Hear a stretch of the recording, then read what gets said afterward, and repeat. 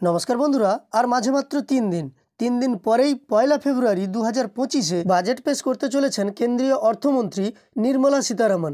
এই বাজেটে নতুন কিছু কি ঘোষণা হবে সেই নিয়ে একটি প্রতিবেদন প্রকাশিত হয়েছে, যা আজকের ভিডিওর মাধ্যমে আপনাদের আমি দেখাবো। যদিও 3 দিন পরে আমরা সম্পূর্ণ তথ্য পেয়ে যাব কোন কোন জিনিসের পরিবর্তন হয় বা কোন কোন সুবিধা আম জনতার জন্য হয় সেই সম্পর্কিত সমস্ত তথ্য। তবে আজকে যে প্রতিবেদনটা আপনাদের আমি দেখাবো সেই প্রতিবেদনের মাধ্যমে বেশ কিছু সম্ভাবনার কথা উঠে এসেছে, যেমন প্রধানমন্ত্রী আবাস যোজনা, প্রধানমন্ত্রী গ্রাম সড়ক যোজনা, এমএসএমই সেক্টর, তাছাড়াও প্রধানমন্ত্রী কিষাণ সম্মান নিধি যোজনা।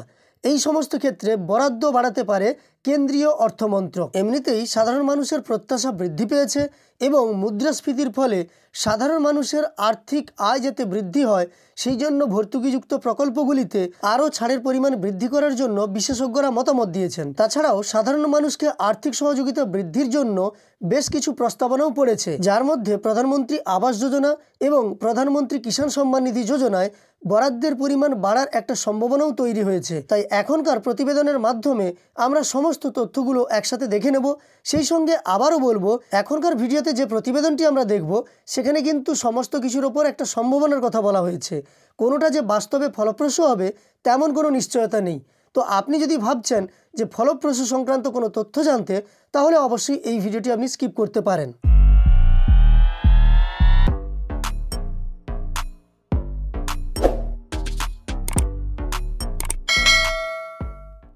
তো দেখুন, একটি প্রতিবেদনে প্রকাশিত তথ্যে জানানো হয়েছে আগামী 5 দিনের মধ্যে কেন্দ্রীয় বাজেট 2025 ঘোষণা হতে চলেছে। যেহেতু এটি গতকালের একটি সংবাদপত্রে প্রকাশিত প্রতিবেদন, সে কারণে এখানে 5 দিন বলা হয়েছে। তবে আজ থেকে 4 দিনের মাথায় 1 ফেব্রুয়ারি কেন্দ্রীয় বাজেট 2025 ঘোষণা হতে চলেছে। সমাজের প্রতিটি স্তরের মানুষ এর অপেক্ষায় রয়েছে। এক বুক আশা নিয়ে কেন্দ্রের দিকে তাকিয়ে রয়েছে আম জনতা। এদিকে সমাজের প্রতিটি স্তর মূল্যস্ফীতির প্রভাব অনুভব করছে। একই সাথে সাধারণ মানুষের প্রত্যাশা বাড়ছে। বিশেষজ্ঞরা সরকারকে নগদ অর্থের পরিমাণ বাড়ানোর জন্য ভর্তুকিযুক্ত প্রকল্পগুলিতে আরও ছাড় দেওয়ার সুপারিশ করেছেন। এই প্রেক্ষাপটে প্রধানমন্ত্রী আবাস যোজনা থেকে শুরু করে কিষাণ সম্মান নিধি যোজনার মতো প্রকল্পগুলিতে বাড়তি বরাদ্দের সম্ভাবনা উজ্জ্বল বলেই মনে করা হচ্ছে। এবার প্রথম আছে প্রধানমন্ত্রী আবাস যোজনা। সরকার রিয়েল এস্টেট খাতকে উৎসাহিত করতে এবং সাধারণ মানুষের জন্য সাশ্রয়ী মূল্যে বাসস্থান নিশ্চিত করতে প্রধানমন্ত্রী আবাস যোজনার জন্য ভর্তুকি বাড়ানোর পরিকল্পনা করতে পারে। এর ফলে ব্যাংক থেকে ঋণ নেওয়ার প্রক্রিয়া সহজ করা হতে পারে। শহুরে আবাসনের জন্য বাড়তি বরাদ্দের ঘোষণা অর্থমন্ত্রী নির্মলা সীতারামনের কাছ থেকে আশা করা হচ্ছে। তবে এক্ষেত্রে প্রধানমন্ত্রী আবাস যোজনা আরবান অর্থাৎ শহরে এলাকায় প্রধানমন্ত্রী আবাস যোজনায় যে বরাদ্দ হয় তা বাড়ানোর কথা বলা হয়েছে। দ্বিতীয়ত, আয়ুষ্মান ভারত জন আরোগ্য যোজনা। স্বাস্থ্য পরিষেবার আরও উন্নতির লক্ষ্যে আয়ুষ্মান ভারত প্রধানমন্ত্রী জন আরোগ্য যোজনায় বাজেট বাড়ানোর সম্ভাবনা রয়েছে। এই বরাদ্দ বাড়ানো হলে আরও বেশি পরিবারকে এই প্রকল্পের আওতায় আনা সম্ভব হবে। সম্প্রতি 70 বছর বা তার বেশি বয়সীদের এই প্রকল্পে অন্তর্ভুক্তির ঘোষণার পর এর মূল্যের পরিমাণ আরও সম্প্রসারিত হতে পারে। এরপর যেটা আছে প্রধানমন্ত্রী কিষাণ সম্মান নিধি যোজনা। কৃষকদের জন্য বড় ঘোষণার সম্ভাবনা রয়েছে। বার্ষিক কিস্তি 6,000 থেকে বাড়িয়ে 12,000 টাকা করা হতে পারে।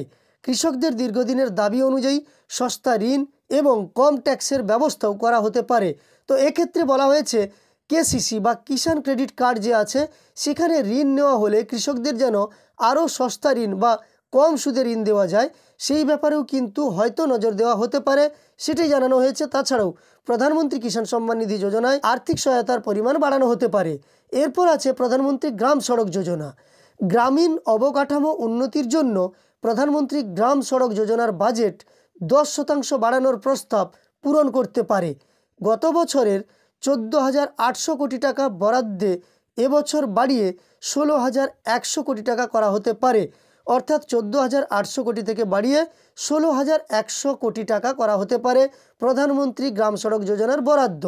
এরপর আছে এমএসএমই খাতের জন্য বিশেষ পদক্ষেপ। এক্ষেত্রে বলা হয়েছে ক্ষুদ্র ও মাঝারি শিল্পকে উৎসাহিত করতে আরও ক্রেডিট গ্যারেন্টি এবং কম সুদে ঋণ ঘোষণা হতে পারে।